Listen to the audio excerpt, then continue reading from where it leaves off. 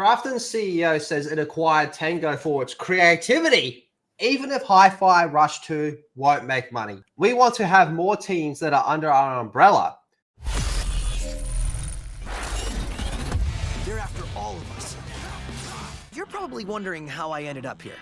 Well, it's pretty standard. The CEO of Krafton says the acquisition of Tango Games Works was designed to add more creativity to its portfolio rather to make big money. Well, when it comes to big money, they have PUBG. How very convenient. Microsoft announced in April that Tango was one of the 4 Bethesda developers it would be shutting down, and the studio seemingly closed its doors in June. However, last month, South Korea publisher Krafton, which also owns PUBG Studios and Callisto Protocol Studio Striking Distance, announced that it had acquired Tango Games for seemingly rescued it. Now in an interview with game developer, I'm not even going to attempt to pronounce that, has explained that the decision to acquire Tango Games wasn't a financial one, but a creative one, and that having Tango developers on board would lead to a greater variety of games, even if they didn't make a fortune. This sounds ridiculous. We wanted to maintain their legacy. Although it did not have a big success in their games, we saw many creatives worth pursuing. That's why we wanted to work with this organization. Because the move is still being finalized, Kim did not tell about the publication of how much the acquisition would cost, simply saying that it was not too expensive or not too cheap either. We can't acquire Tango Games based on their financials or numbers, right?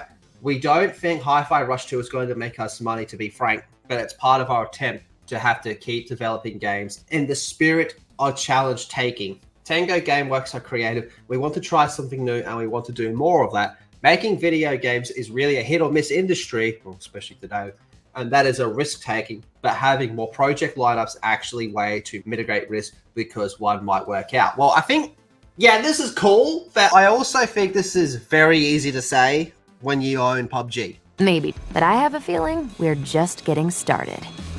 You don't have to worry about money too much. You've got a cash cow there. But when you have a cash cow, you might as well be like, fuck it, let's try some different shit. Even if it doesn't make a lot of money, maybe down the line it'll become a bit of a cult classic. Look, now this is not to do with games, this is a movie example.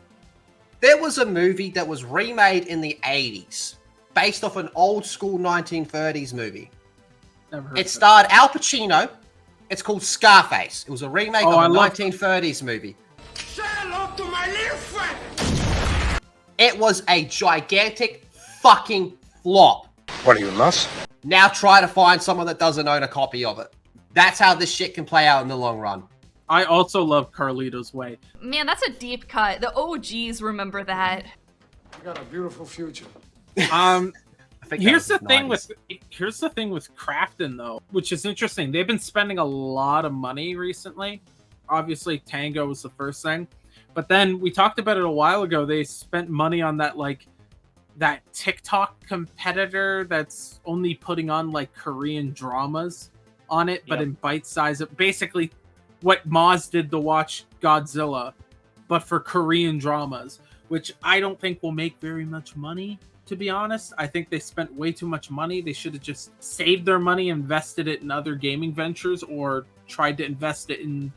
They spent like millions of dollars. They could have actually just produced television content or movie content for that amount of money that they spent. But with Tango, I think that's actually a really good, worthwhile investment. And I actually do think Hi-Fi Rush 2 will make money. I think there's a lot of hype for it. I think they'll keep the budgets low. And you don't have that problem with Game Pass taking away potential sales. And I think a lot of people will buy it as a fuck you to Microsoft. I think there will be a lot of people that will just want to add it to their Steam library or whatever, just as a fuck you to Microsoft. This is definitely a move that'll, earn a lot of goodwill from the court of public opinion when it comes to the gamers. That's what they're trying to do. Because with the whole Korean drama stuff, if you guys remember, not too long ago, a few years I think, but there was a huge hype about Korean dramas, Korean movies. There was a particular movie that won all the awards at one of Parasite, the American. Yeah, that was it, Parasite. And that I think that's what they're trying to do with this additional purchase, is to gain, try to ride the wave that they see are coming in.